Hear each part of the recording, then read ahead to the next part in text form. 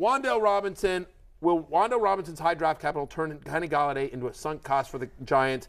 If you have to pick one, if we're sitting here on draft day, Kenny Golladay or Wandel Robinson, both guys going. I mean, Kenny Golladay is being drafted as wide receiver 54, 144 overall on Yahoo. Wandel Robinson isn't even being drafted. He's number 226 overall. But like both guys in a lot of 10 and 12 team drafts are not going drafted at all. You in on one, both, or neither? I'm not necessarily in on either of them, but I think there's a trickle effect here. Okay. I think Wandale makes Kadarius Toney irrelevant to me, which I know might seem like a crazy thing to say. Especially because, by the way, he looked good last year. Yes, two explosive games. You always have to keep new regimes in mind. I'll be completely transparent. When we did draft day, I was floored by this pick, Wandale Robinson. Okay. Because yes, it wasn't their pick. It was Dave Gettleman's pick of Kadarius Toney in the first round 2 years ago. Sure. But Wandale Robinson is a slot player, and he's a bit of a gadget player. You can work him on shallow crossers, but he's a guy that you're going to do pitch passes, sweeps, bubble screens, get the ball in his hands and expect big plays. And then when you look at Kadarius Toney, that should be his role as well. Right. So this to me was, this regime has their guy. You have a Buffalo regime that used Isaiah McKenzie in this role. So I'm very fearful of Kadarius Toney. Kenny Golladay has made himself irrelevant on his own. Not healthy, not effective anymore. So I guess if you're buying any of the three, Wandale's intriguing, but I don't think any of the three are fantasy relevant right now. I don't mind him as a late-round flyer. Again, I'm just telling you, Peter King's been a friend of mine for a long, long time, and before we ever worked together. And Peter King and I have a tradition. We've done it for a decade now, where, like about a week before the season, Peter King and I would get on the phone together, and like I would help him with his fantasy draft, just sort of like ADP and that kind of stuff. And he would say and I'd be like, give me 3 or 4 guys that as you went through camp, and he would every year there'd be one gem, one absolute gem. Like my favorite is he gave me Randall Cobb, the year Randall Cobb broke through, and no one was talking about Randall Cobb. Anyway, so when Peter King tells me like, hey, end of your draft, Wandale Robinson, thank me later, my eyebrows go up. I'm like, okay. Yeah. I'm just telling. Peter knows his stuff, and he knows that organization really well. Obviously, Peter's a legend. So I'm sort of in on it from that standpoint, like as a late-round flyer, and obviously he's interesting in Dynasty. I'm a Brian Daboll believer. I do believe he'll turn that around, but I think cards stacked against them this year. Let's move on to the other New York team, the Jets here, and Breece Hall and Michael Carter. Is Breece Hall being overdrafted with uncertainty around his workload here?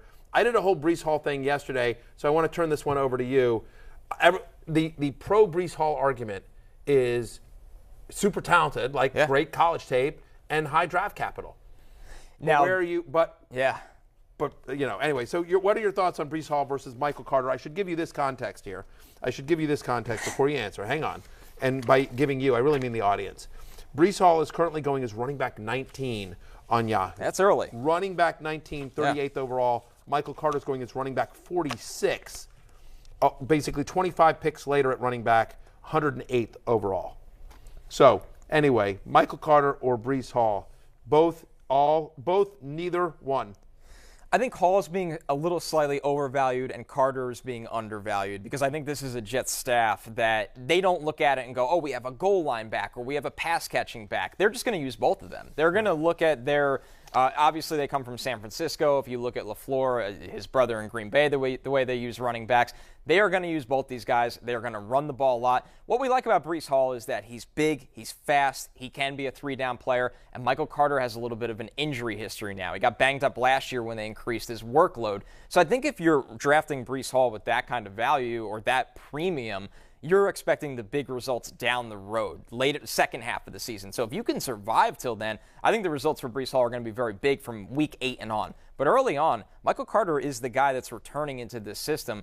I think it's going to be more of a split work share where that's a big draft capital for Breece Hall. Breece Hall made my hate list because he's going top 18, top 19 among running backs. I just think that's insane for a running back that, to your point, is going to be in a committee on a team that ran the ball the least in the NFL last year. No team had less rushing attempts last year than the New York Jets.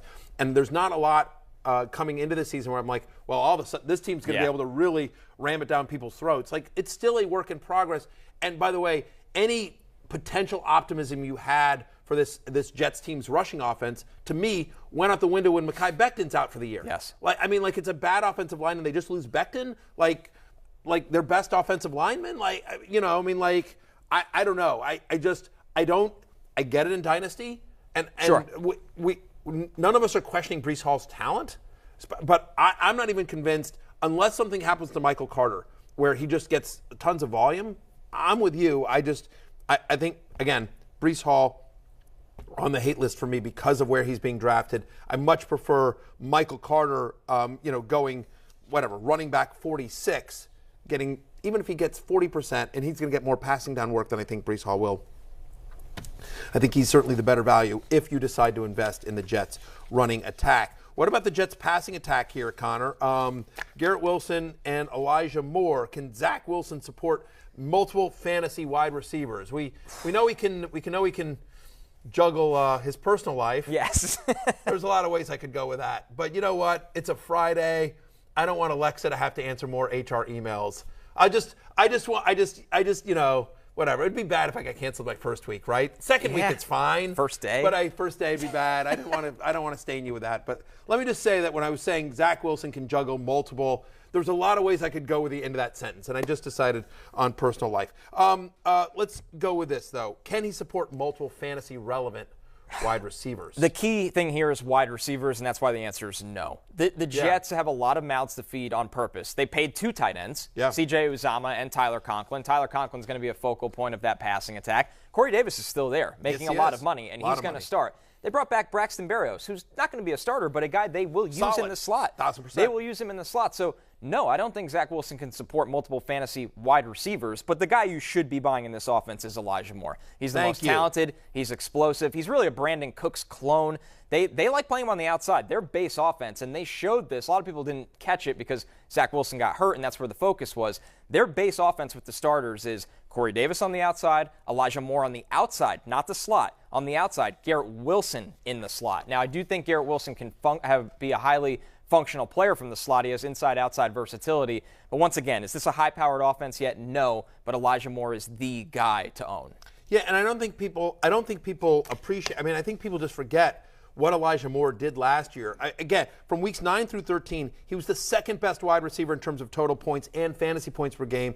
Caught at least 1 touchdown in 4 or 5 games. And if you remember, it was like Mike Smith and then Zach Wilson and Joe Flacco. Like, it didn't matter who was under center for the Jets. That's the key point. Here's the catch. He's good with Joe Flacco. Right.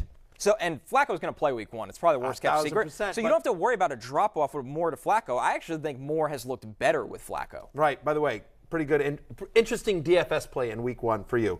I would just say there with Elijah Moore and Joe Flacco under center. 5th among rookies in receiving yards last year as well. Mike White, what did I say?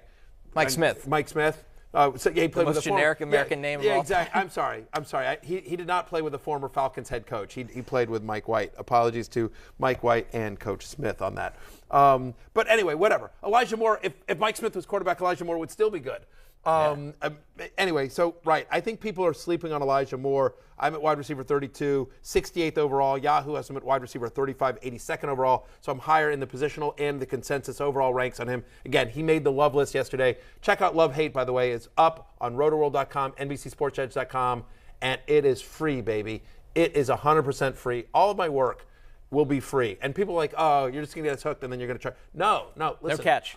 No catch, guys. It is literally, it's in my deal, guys. It's in my deal. I'm going to be at NBC for a long, long time, and it's in my deal. As long as I'm writing, it's going to be free. So just so you know there, appreciate NBC for that. Please go to rotoworld.com or NBC Sports Edge to check that out. All right, sticking with rookie wide receivers. Yes, sir. We opened the show with Dameon Pierce, the talk of town. Yeah. If you're looking for the talk of town and wide receiver, it's been George Pickens. There's no secret about that. Second-round wide receiver, guy with a fascinating background coming out of Georgia. Not a ton of production, was hurt, but the talent's always been there. He's exploded this summer. Oh, and my question to you, Matthew Berry, is it seems like the world has forgotten about Chase Claypool. Yeah. Is George Pickens going to make everybody continue to forget about Chase Claypool, or are you still interested in the value that he brings with the Steelers starters? So George Pickens is currently going wide receiver 43. Chase Claypool going as wide receiver 49. This is on Yahoo. Okay, it's almost a pick 'em. Right. I mean, and so Pickens is going ahead of Chase Claypool, and I think I'm not a Chase Claypool fan. To be clear, I think too many mental mistakes, feels immature. But having said that, I think one thing that people are overlooking here with Claypool is he's a big guy. He's a big guy. What is Claypool? Like 6'4"? Yeah, something like that. Half, yeah, 6'4.5". 240. Yeah, exactly. It's like a tight end at wide receiver. Exactly. And they're playing him out of the slot this year. Like, I'm just trying to think of like that guy in the slot against a linebacker is unfair. Yeah. Is unfair. And so I just 6'4", 240. I'm being told in my ear by Brian Rubin, who's again apologetic about rookies versus veterans. I apologize to the audience as well, very specifically there. 19% of Claypool's routes were from the slot last year, but he didn't run very much. But when he did run, he was targeted like a decent amount when he ran out of the slot last year. I don't know. I think people will be surprised at how productive he is in that spot. I think that's a really smart move by Pittsburgh to put him there.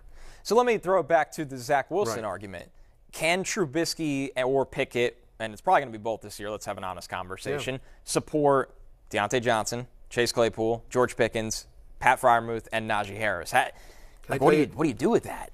I actually think they can. Okay. I think they can because, by the way, they were supported last year. I mean, so obviously not Pickens. The corpse of Big Ben. Small Ben, as we call, right? I mean, right. That's, by the way, shout out to Jay Croucher. That's his joke, not mine. But I'm stealing it because he's not here. He's getting served by kangaroos on the beach. Again, to me, the key is the bow tie. Like because they're not your friends. No. And they probably have like a little red vest too, like a little red vest. And they hold the tray. Right, 1,000%. Because if a kangaroo just comes up to you, you're like, oh my god.